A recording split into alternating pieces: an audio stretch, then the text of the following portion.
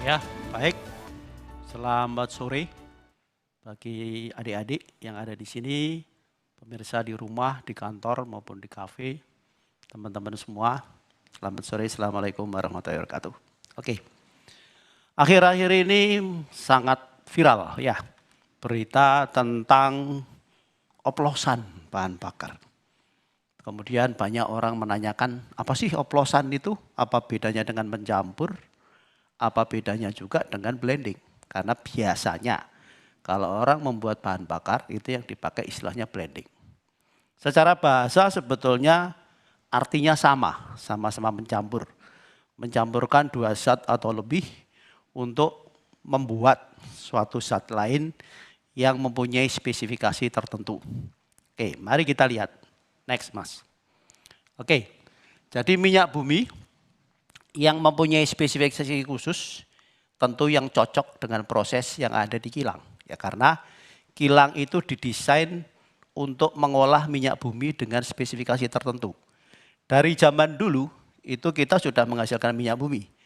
Minyak bumi kita sulfurnya rendah.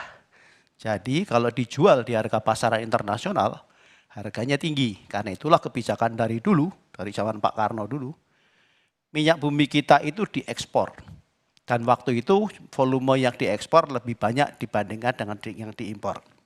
Karena harganya mahal, kemudian kita beli minyak bumi yang kualitasnya lebih rendah untuk diolah di kilang kita. Jadi kilang kita itu lebih cocok untuk minyak bumi dari Timur Tengah, bukan minyak bumi yang dihasilkan dari Indonesia saja.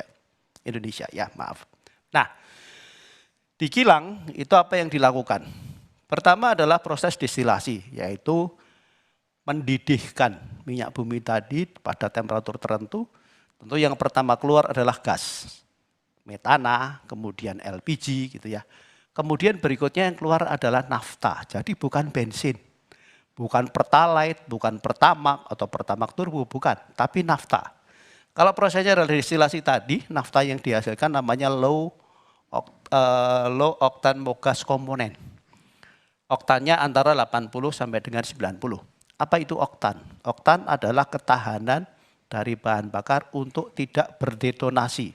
Detonasi itu yang menimbulkan suara ngelitik, kemudian bisa menghilangkan daya yang dibangkitkan, dan tentu punya potensi merusakkan mesin. Misalnya pistonnya bolong, kemudian connecting rodnya bengkok, kalaupun patah nanti nembus ke blok mesin, dan sebagainya. Ya, nah, karena adanya RON ini, maka kemudian orang membuat mesin juga yang sesuai dengan RON yang akan dipakai.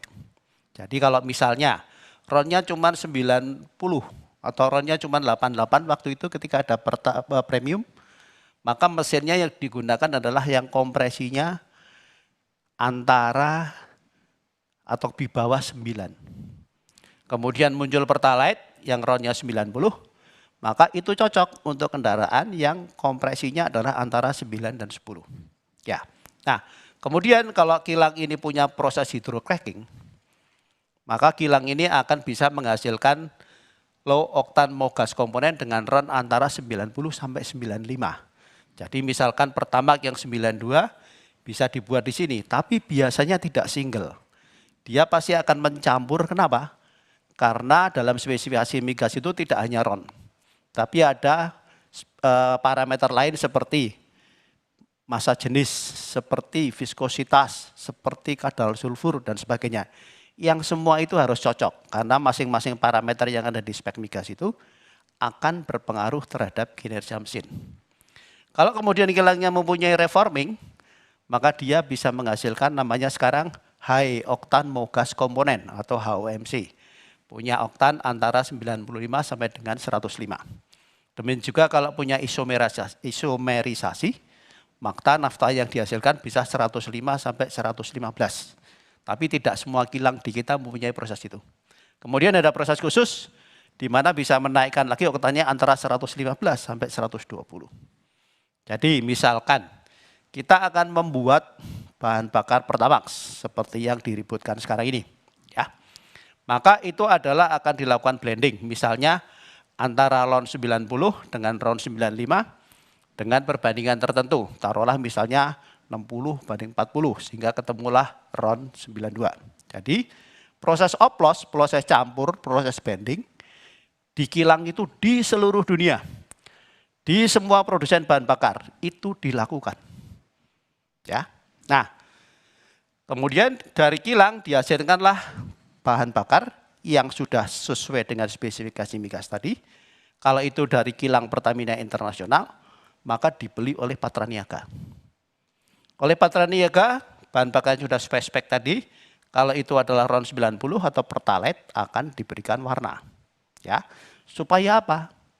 Supaya konsumen mudah mengontrol bahwa ketika dia membeli, dia mendapatkan bahan bakar sesuai yang dikehendaki. Contoh misalnya, kalau adik-adik di sini membeli Pertamax yang dispensernya warna biru, tapi yang keluar adalah hijau, apakah kita mau terima? Tentu enggak ya, karena kita merasa, loh ini kok saya dikasihnya Pertalite, yang harusnya warnanya biru, kenapa saya dikasih yang warna hijau? Tentu kita enggak mau. Dengan begitu, konsumen bisa mengontrol bahwa dia bisa mendapatkan bahan bakar sesuai yang diinginkan.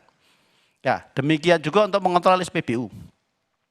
Kalau ada SPBU yang menjual bahan bakar dengan warna hijau tapi keluar dari dispenser warna biru, artinya SPBU ini nakal.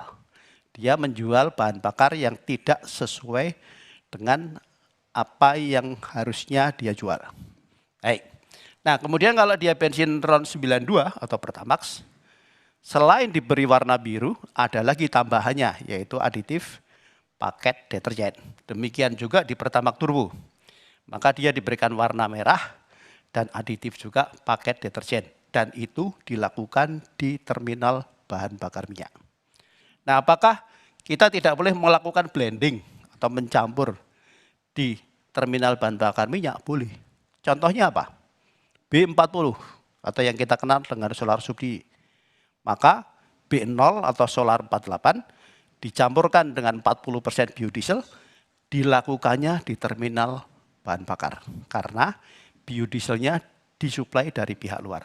Next, Mas. Nah, ini adalah contoh penggunaan aditif deterjen.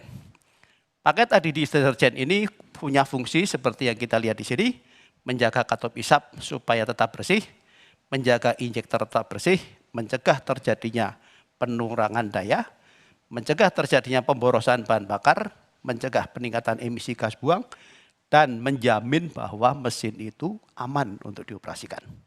Kalau kita tidak menggunakan paket deterjen, maka yang terlihat adalah di sini. Jadi katupnya akan banyak kerak seperti ini. Kalau ini kebetulan adalah katup kondisi baru, yang gambar yang ketiga adalah kondisi katup dengan aditif, keraknya tipis saja, sedangkan yang tanpa aditif adalah seperti yang gambar yang paling kanan. Ya, fungsinya ada di mana? Di sini. Jadi katup itu adalah tempat di mana dia akan membuka atau menutup campuran bahan bakar yang akan masuk ke ruang bakar. Seandainya banyak kerak seperti ini, maka campuran bahan bakar dan udara akan terganggu untuk masuk tertahan. Sehingga akibatnya dayanya berkurang. Jadi kalau misalkan benar dugaan bahwa Pertalite yang RON 90 itu dicampur dengan Pertamax ya RON 92. Kalau 50-50 menjadi RON 91.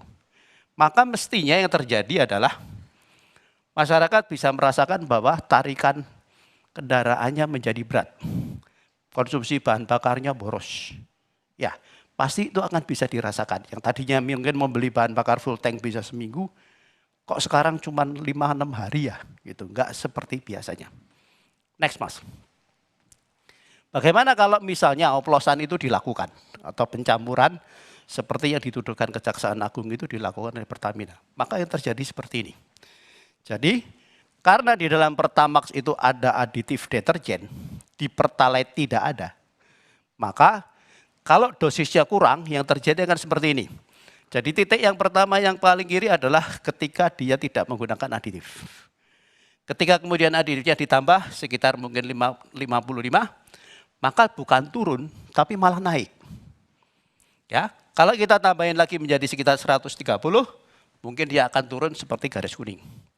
Kemudian ditambahi lagi menjadi sekitar 180, akan ke titik yang ketiga, yang biru. Kemudian yang terakhir akan menjadi yang paling kanan. Jadi kalau kita lihat di sini, tanpa aditif keraknya cukup banyak.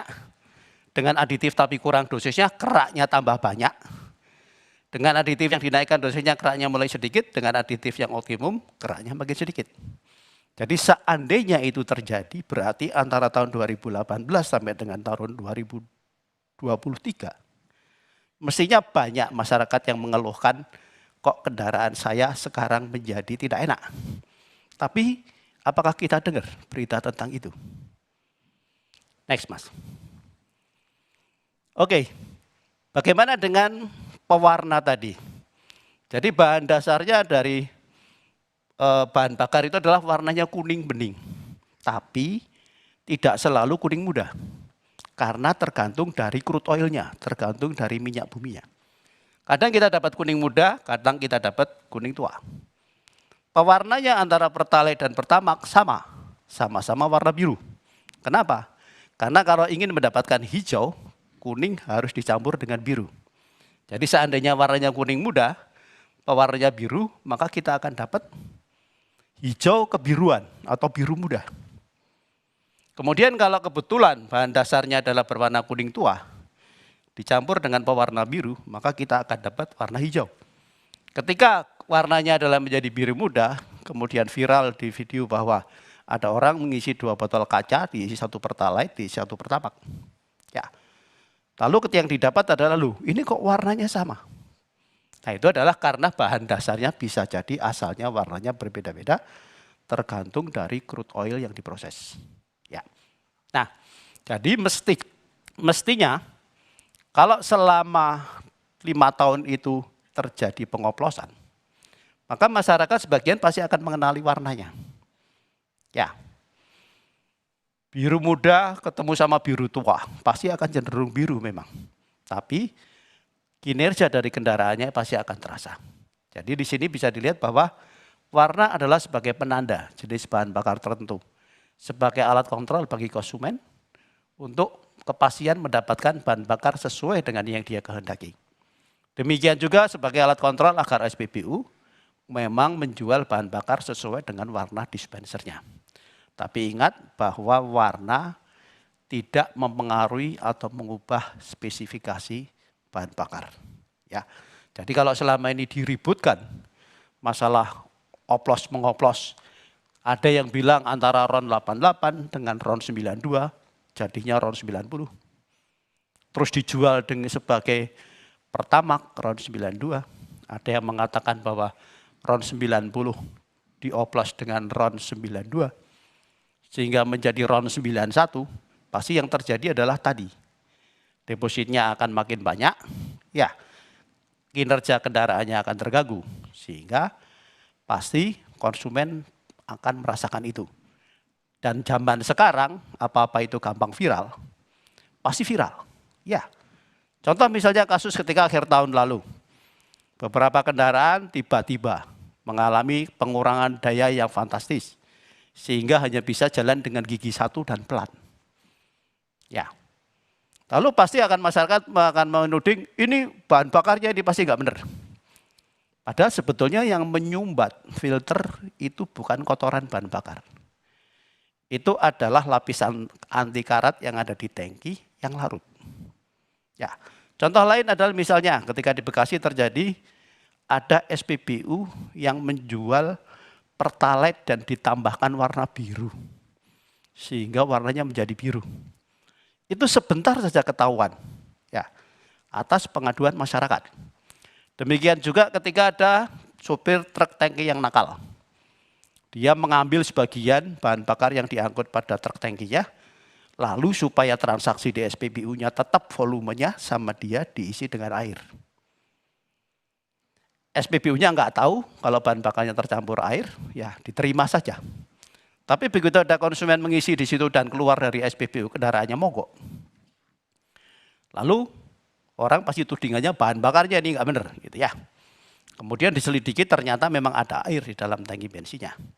Tapi SPBU yang juga menjadi korban tadi mau melayani masyarakat untuk menguras tangkinya, mengisi dengan bahan bakar yang tidak terkontaminasi dengan air. Jadi rasanya 5 tahun kejadiannya terpotong dengan COVID 2 tahun ya. Kok sampai tidak ada berita apapun? Benar enggak? Oke, baik, terima kasih. Saya kembalikan ke Mbak Ilona.